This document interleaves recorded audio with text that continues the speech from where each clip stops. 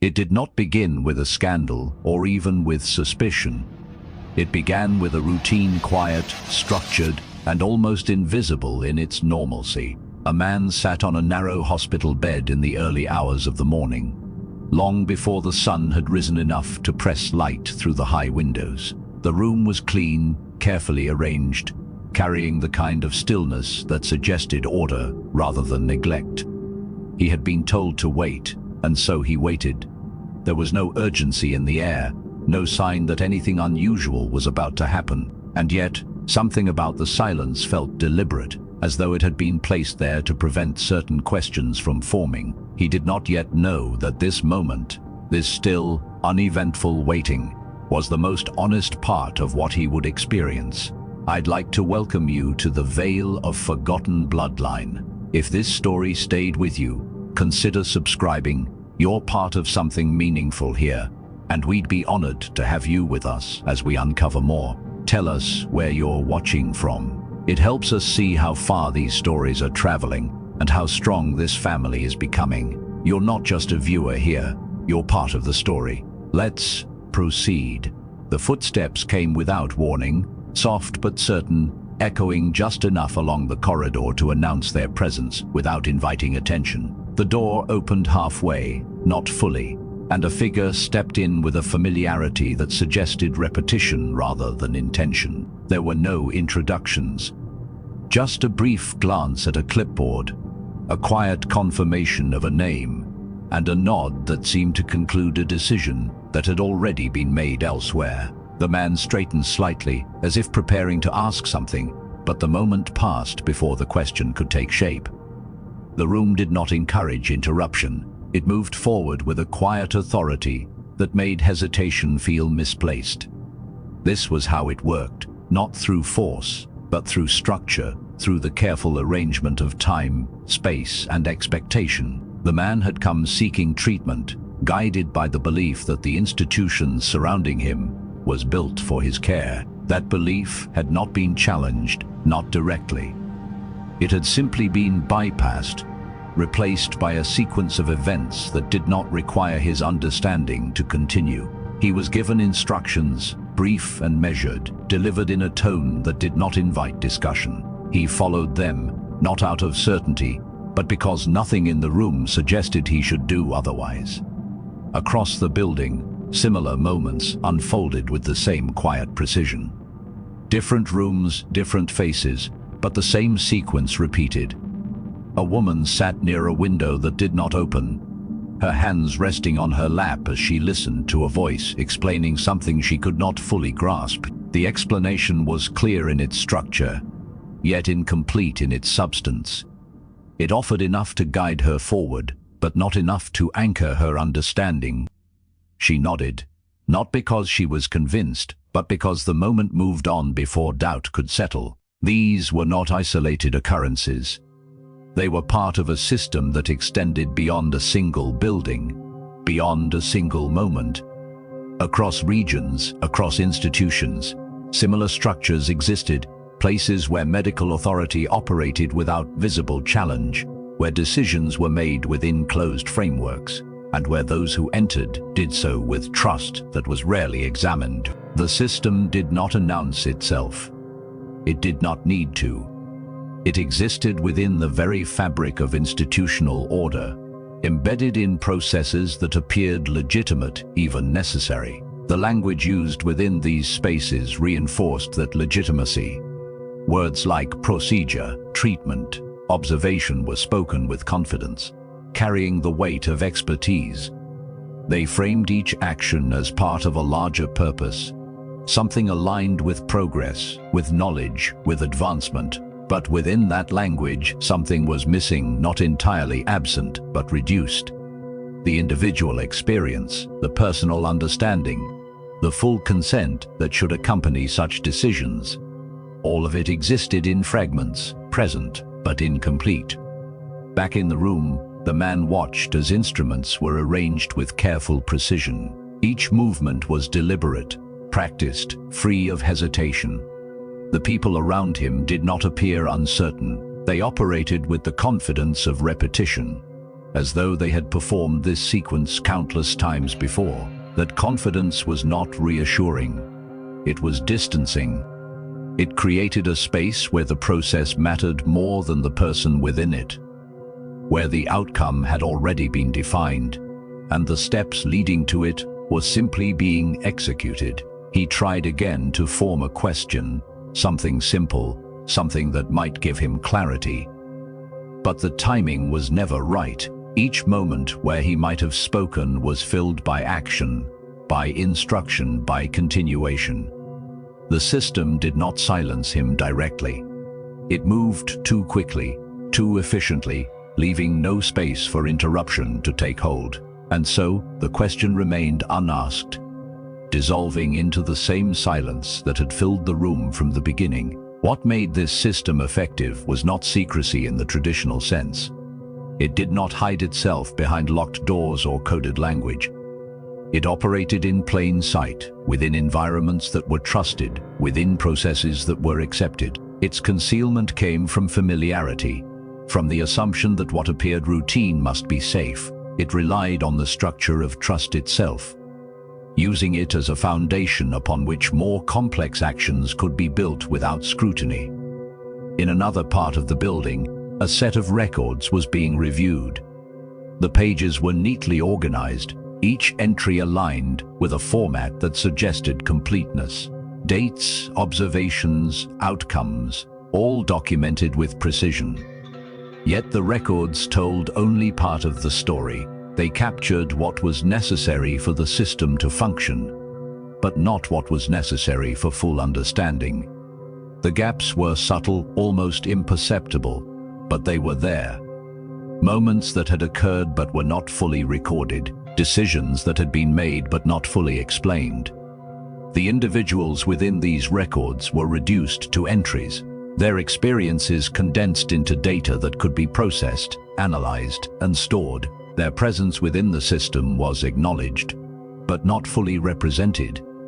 And because the records appeared complete, because they followed a consistent structure, they were rarely questioned. The system validated itself through its own documentation, reinforcing the belief that everything within it was accounted for. Back in the room, the sequence continued. The man's surroundings began to shift, not physically but in perception.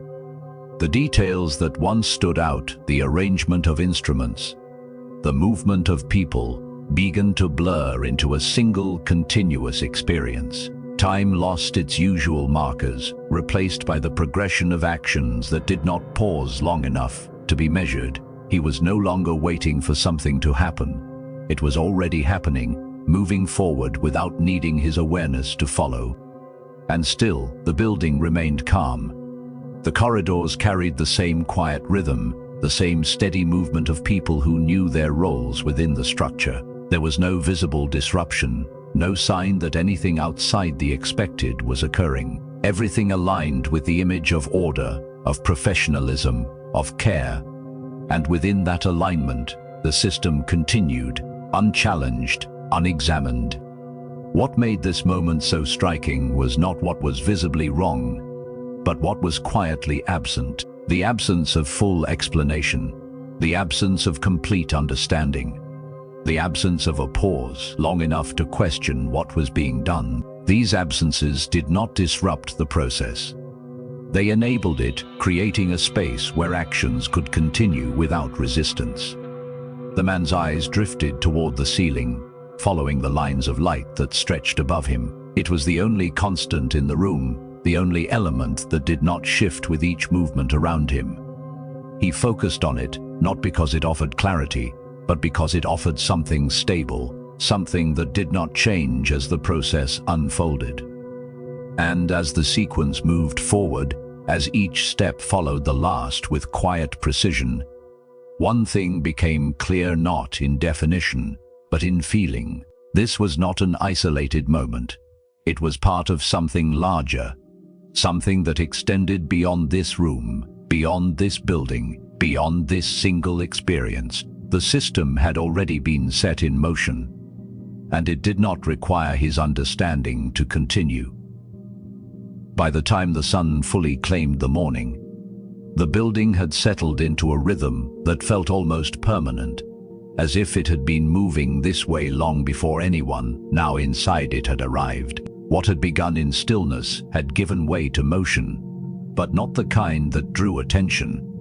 It was controlled, measured, and layered, each action unfolding within another. Each space connected without appearing so. The corridor that had once seemed quiet now carried a steady flow. Yet the silence remained, woven into the movement in a way that made it feel intentional rather than incidental. The narrative no longer remained confined to a single room. It moved outward, tracing the structure of the institution itself. Doors that had seemed ordinary revealed their purpose through repetition. Rooms that appeared separate now aligned in function. The man from earlier was no longer the only point of focus. His experience, once isolated, began to echo across other spaces, carried through similar sequences unfolding in parallel. A woman was guided down a different hallway, her pace slow but compliant, her attention fixed on the person leading her, rather than the environment surrounding her. She was told where to go, when to sit, when to wait. The instructions were clear enough to follow, but never detailed enough to fully understand. In another wing, a young man stood beside a narrow desk, watching as a staff member filled out a form that bore his name. The paper moved quickly beneath the pen, each line completed with confidence. He tried to follow the entries, but the process moved too fast for him to grasp what was being written. When he leaned slightly forward, as if to read more closely, the paper was turned, angled away, not abruptly, not defensively, but with a subtlety that redirected his attention elsewhere. A question formed in his mind, but like the others before him, he did not speak it.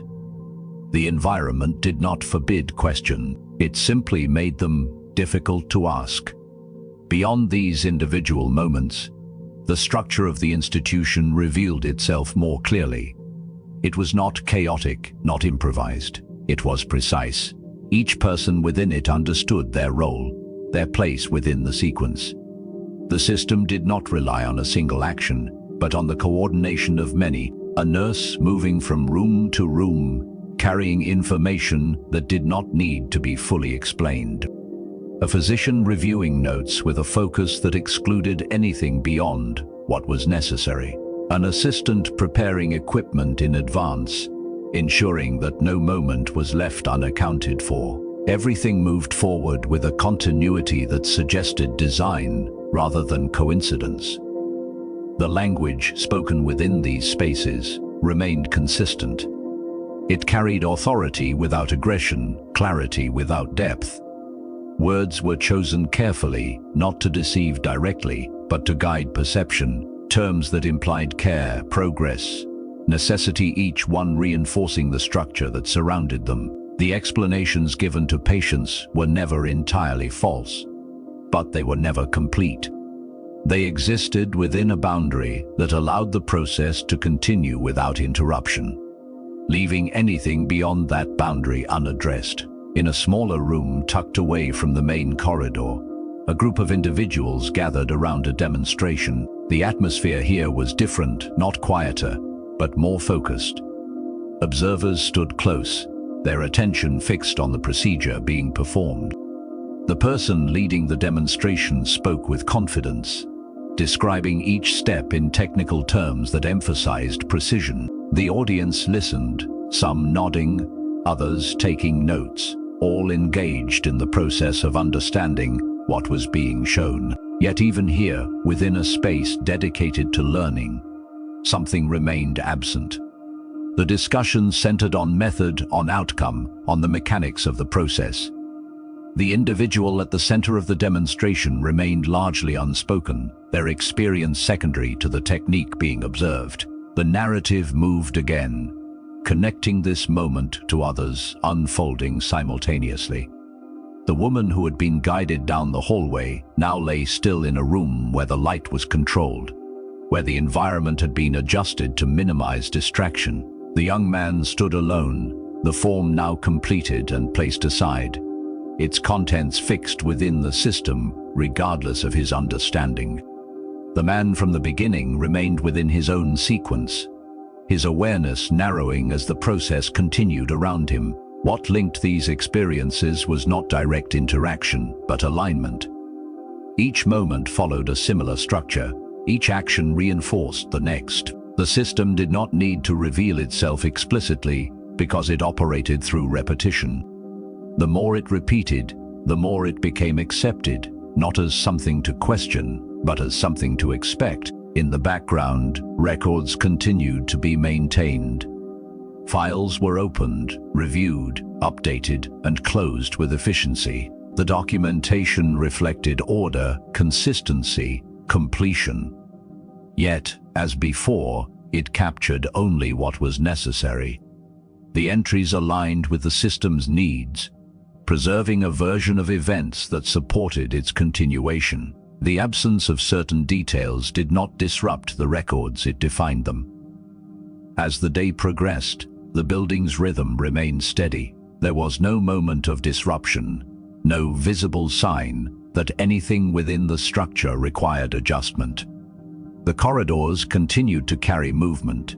The rooms continued to host sequences that aligned with expectation, and the individuals within them continued to move forward within roles that had already been shaped for them. What made this stage of the story significant was not a single event, but the recognition of continuity. The realization that what had been observed in one room was not confined to that space. It extended outward, repeating across different areas, different individuals, different moments. The system was not built on isolated actions. It was sustained by the alignment of many, each one reinforcing the structure without needing to understand it fully. And as this continuity became more apparent, the sense of unease deepened, not because anything had visibly changed, but because the pattern had begun to reveal itself. It was no longer a question of what was happening in a single moment, but of how many such moments existed beyond view, connected by a system that did not require acknowledgement to continue. The building remained calm.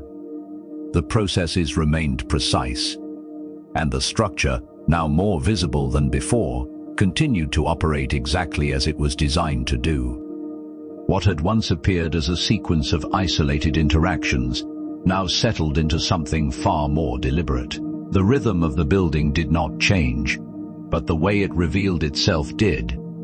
The repetition that had quietly threaded through earlier moments now began to align with unmistakable clarity, not through sudden exposure, but through accumulation.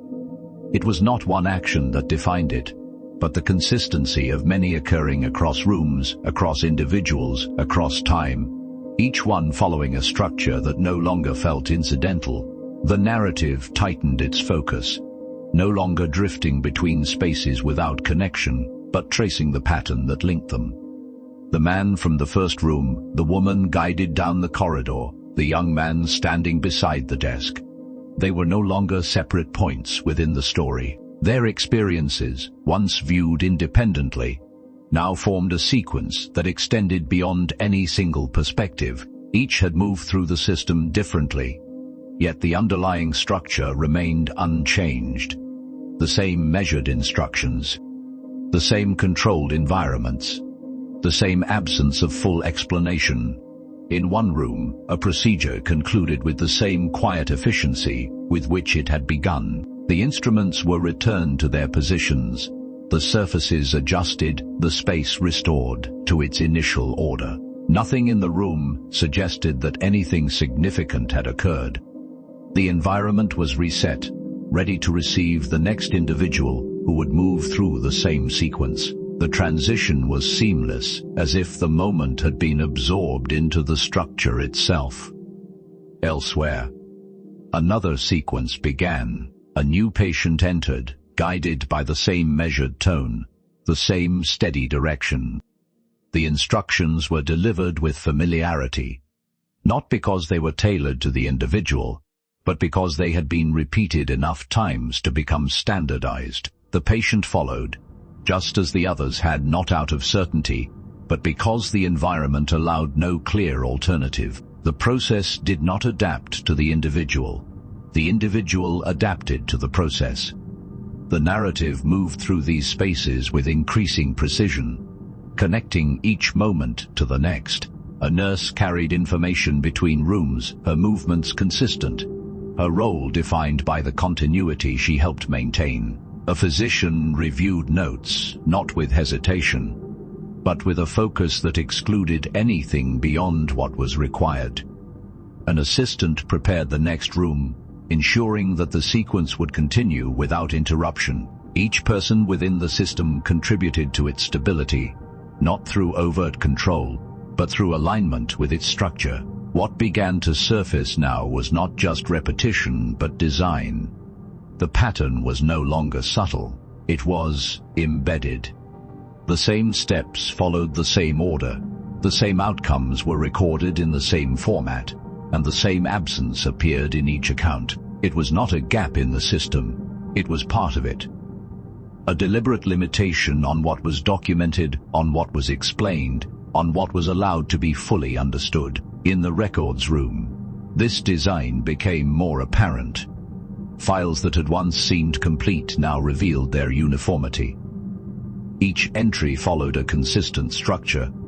Each outcome aligned with expectation. Each sequence recorded with precision, yet the similarities between them were too exact to be coincidental. The individuality of each experience had been reduced to fit the system's framework, leaving behind a version of events that was orderly, consistent, and incomplete. A hand moved across one of the pages, pausing briefly at a section that mirrored another seen earlier. The details differed in surface appearance, names, dates, conditions, but the sequence remained the same. The progression of actions, the timing of each step, the outcome recorded at the end, it all aligned. The pattern did not need to be stated. It revealed itself through repetition. Back in the patient rooms, the individuals continued to move through the system. The man no longer attempted to form questions. The woman no longer searched for clarity. The young man no longer tried to follow each action. Their awareness had shifted, not through understanding, but through adaptation. The process continued regardless of their perspective, and so their role within it adjusted accordingly. What made this stage of the story significant was not a single revelation, but the accumulation of many small recognitions. The realization that the system did not rely on concealment in the traditional sense. It relied on structure, on repetition, on the alignment of actions that when viewed individually appeared routine, but when viewed together, formed something far more controlled. The building itself reflected this control. Its design supported continuity, guiding movement in ways that felt natural, but were carefully arranged. Corridors led to rooms that led to other rooms. Each space connected in a way that minimized disruption. The flow of individuals through these spaces was not random. It followed a path that had been established long before any of them arrived. And within that path the system sustained itself. There was no visible point of origin, no single moment where it began. It existed as a continuation, built upon previous sequences, reinforced by each repetition. It did not need to assert itself.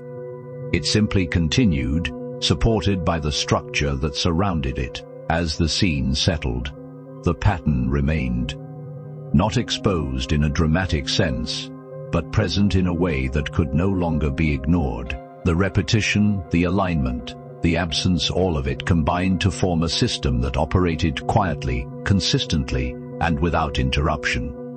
And as the narrative prepared to move forward, the focus began to shift once more, this time toward the decisions that sustained this structure. The unseen framework that allowed it to continue exactly as it had, without challenge, without pause.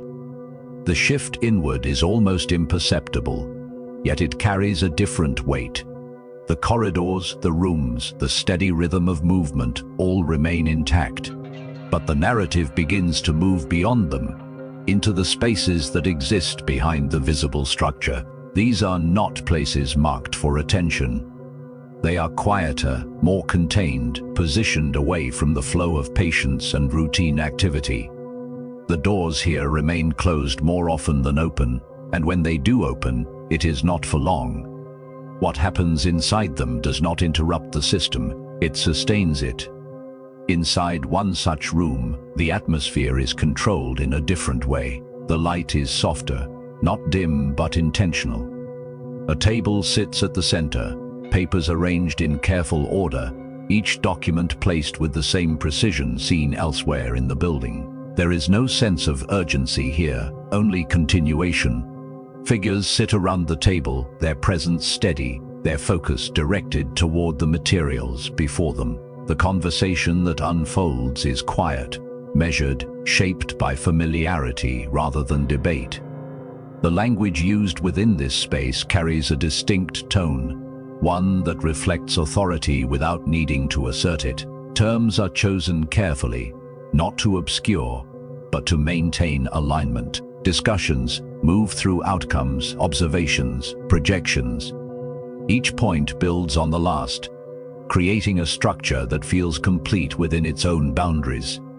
There is no visible hesitation, no moment where uncertainty disrupts the flow. The decisions being formed here do not feel new. They feel like extensions of something already in motion. A file is opened, its contents reviewed with practiced efficiency. The entries follow the same format seen in the records room: ordered, precise, aligned with expectation. The information presented supports the discussion, reinforcing conclusions that have already begun to take shape. The individuals at the table do not question the structure of the records. They rely on it. It provides the framework within which decisions can be made without disruption. What is absent from this space is as significant as what is present. The individuals whose experiences fill the records are not here. Their voices do not enter the conversation. Their understanding, their uncertainty, their presence within the system, none of it extends into this room. What remains are the outcomes, the data, the elements that can be organized and applied. The system does not require the full story to function. It requires only the parts that align with its structure. Beyond this room, the building continues as it has. The man remains within his sequence, his earlier hesitation, now absorbed into stillness. The woman moves through her process with quiet compliance. Her awareness narrowed to the immediate moment. The young man no longer follows each action, allowing the system to carry him forward. Their experiences unfold in parallel to the discussion taking place behind the closed door. Yet the connection between them remains unseen. Back inside, the conversation reaches a point of quiet agreement. It does not arrive with emphasis or finality, it simply settles, as if the conclusion had been present from the beginning. A decision is marked, not announced, recorded with the same precision that defines every other action within the system. The paper is adjusted, the file repositioned, and the discussion moves forward without pause. There is no visible consequence in the moment. No shift in the corridors, no change in the patient rooms. The system absorbs the decision seamlessly, integrating it into the ongoing sequence without disruption. What has been determined here will shape what happens elsewhere, but the transition is invisible, carried through the structure itself rather than through any observable change. A figure stands, gathering the documents with the same care used to arrange them. The others follow, not in unison, but with a shared understanding that the process has reached its natural conclusion. Chairs are returned, the table cleared, the room reset. There is no reflection, no pause to reconsider what has been decided. The system does not require it. It continues through certainty, through alignment, through the absence of interruption. The door opens and the figure steps back into the corridor. The rhythm resumes immediately, absorbing the presence without distinction. Whatever occurred within the room leaves no visible trace here. The building remains as it was, ordered, precise, unchanged. In the records room, an entry is added. The file reviewed earlier is updated with a few concise lines, each word chosen to fit within the established format. The addition is brief, efficient, aligned with the structure that defines every record. Once complete, the file is closed and returned to its place among many, indistinguishable from the rest. What becomes clear now is not just the repetition of actions, but the continuity of decisions. Each sequence observed earlier is not random. It is shaped by choices made within spaces that remain out of view. The system operates not only through its visible processes, but through the framework that supports them, guiding each action along a path that has already been determined. The narrative lingers on this continuity, allowing it to settle into recognition. The closed room, the active corridors, the patient spaces, the records. They are not separate elements. They are parts of a single structure, connected in ways that do not require visibility to function. And as the scene draws to a close, the building remains unchanged on the surface. The same movements continue, the same sequences unfold. The same records are maintained, yet the understanding of it has shifted. What once appeared as routine now reveals itself as deliberate, sustained by decisions that move quietly through the system without ever needing to announce themselves. The structure holds, and within it everything continues exactly as it was designed to.